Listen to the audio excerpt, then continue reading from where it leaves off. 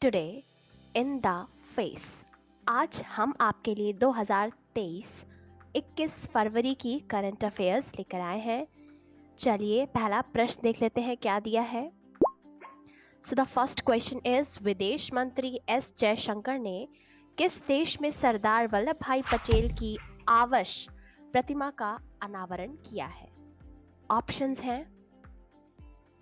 पहला ऑप्शन है Fiji, Uganda, Zimbabwe, Denmark. इसका सही उत्तर क्या हो सकता है? So the right answer is option number A, Fiji इसका सही उत्तर है। आइए प्रश्न की व्याख्या की ओर बढ़ते हैं।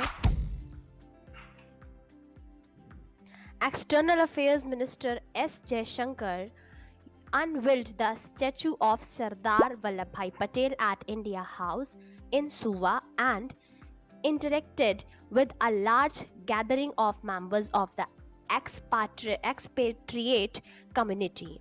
S. Jaishankar said that he had the privilege of unveiling a bust of Sardar Patel at the India House in Suva, Fiji.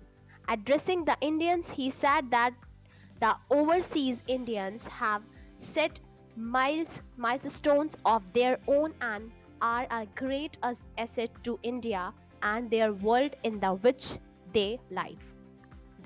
आइए अगला प्रश्न देख लेते हैं। फ्रेंड्स, वीडियो पसंद आ रही हो तो बेल आइकन प्रेस करके चैनल को सब्सक्राइब करना ना। किस राज्य के कोल्लम जिले ने सर्वश्रेष्ठ जिला पंचायत के लिए स्वराज ट्रॉफी 2021-22 जीती है? आइए ऑप्शंस देख लेते हैं।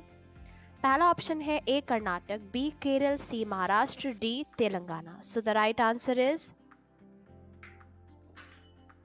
ऑप्शन नंबर बी, केरल इसका सही उत्तर है। आइए प्रश्न की व्याख्या की ओर बढ़ते हैं, जो कि दोनों भाषा में है, हिंदी इंग्लिश।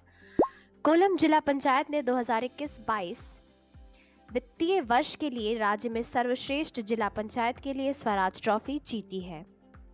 कन्नूर जिला पंचायत रैंकिंग में दूसरे स्थान पर रही। कोल्लम जिला भारत के केरल राज्य के 14 जिलों में से एक है। जिले में केरल की प्राकृतिक विशेषताओं का एक क्रॉस सेक्शन है।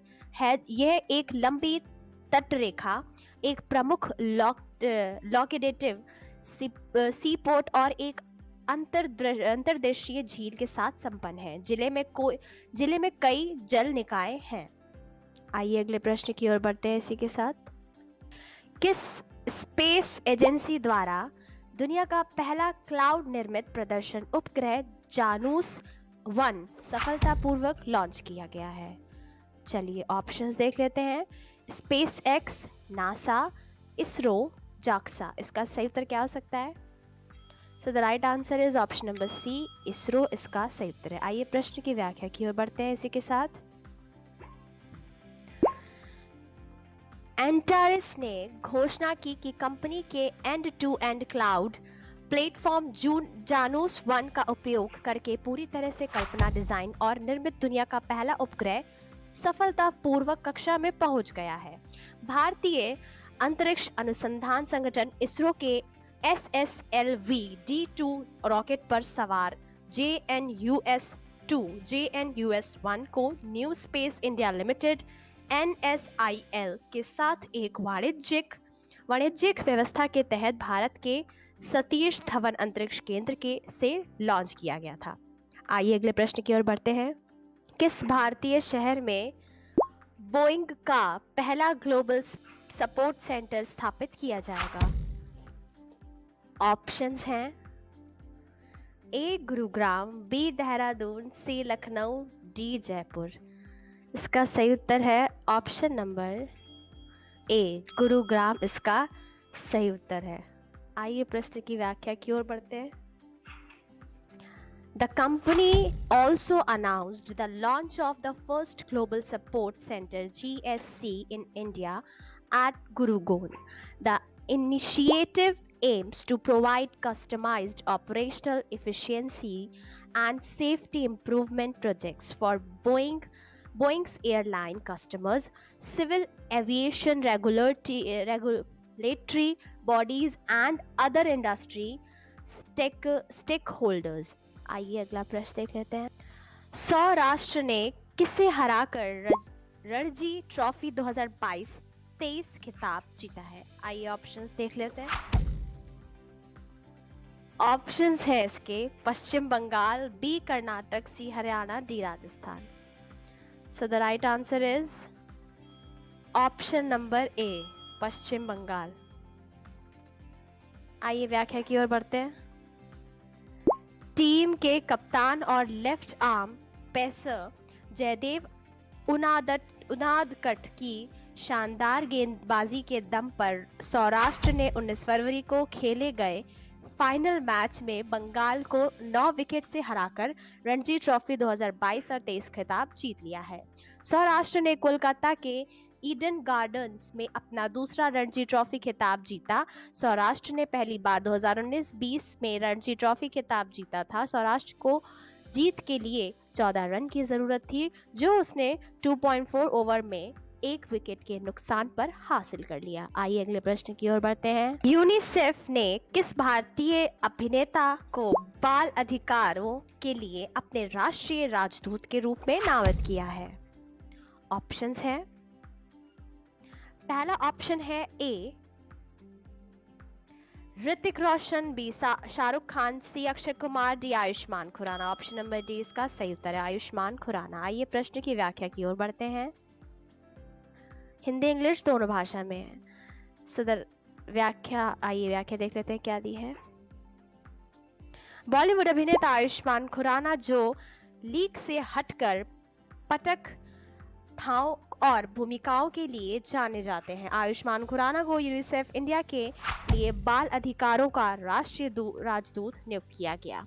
अपने कर्तव्यों के एक हिस्से के रूप में आयुष्मान यूनिसेफ के साथ मिलकर हर बच्चे के जीवित रहने, फलने फूलने, सुरक्षित होने के अधिकारों को सुनिश्चित करने के लिए अलावा उनकी आवाज एजेंसी को उन फैसलों में बढ़ावा देने के लिए काम करेंगे जो उनसे संबंधित है। आइए अगला प्रश्न ले लेते हैं।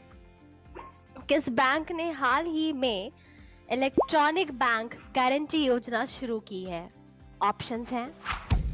पहला ऑप्शन है A state bank of India, B Punjab national bank, C Indian overseas bank, D bank of India. इसका सही उत्तर ऑप्शन नंबर सी है, इंडियन ओवरसीज बैंक। आइए अगले प्रश्न की व्याख्या देख लेते हैं। सार्वजनिक क्षेत्र के इंडियन ओवरसीज बैंक ने national e governance services limited के साथ मिलकर ई बिजी इलेक्ट्रॉनिक बैंक गारंटी योजना जारी करने की सुविधा शुरू की है।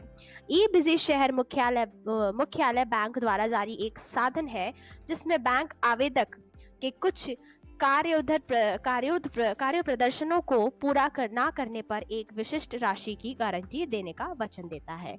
ई बिजी की मुख्य विशेषताएं डिजिटल मुद्रांकन और डिजिटल हस्ताक्षर के साथ पूरी तरह से पेपरलेस मोड है। आइए, किस दिग्गज भारतीय फुटबॉलर का हाल ही में निधन हो गया है? ऑप्शंस दिए हैं हमारे। पहला ऑप्शन है ए तुलसीदास बलराम, बी ललित जुआला छंगटे, प्रणय हल्दर, जे लालपेख लूला। इसका सही आइए इसका सही उत्तर ऑप्शन ए है तुलसीदास बलराम। इसका सही उत्तर है। मैंने गलती से पढ़ दिया, सॉरी। चलिए व्याख्या है। भारत के महान पूर्व फॉरवर्ड तुलसीदास बलराम को कोलकाता में निधन हो गया है। अखिल भारतीय फुटबॉल महासंघ AIFF ने शोक जताया है। तुलसीदास बलराम 1950 और 1960 के दशक में भारतीय फुटबॉल की स्वर्णिम समय के एक प्रमुख सदस्य थे। पश्चिम बंगाल के उत्तरपाड़ा में रहने वाले बलराम को कोलकाता के एक शहर के अस्पताल में निधन हो गया। वह 85 वर्ष के थे, 85 साल के।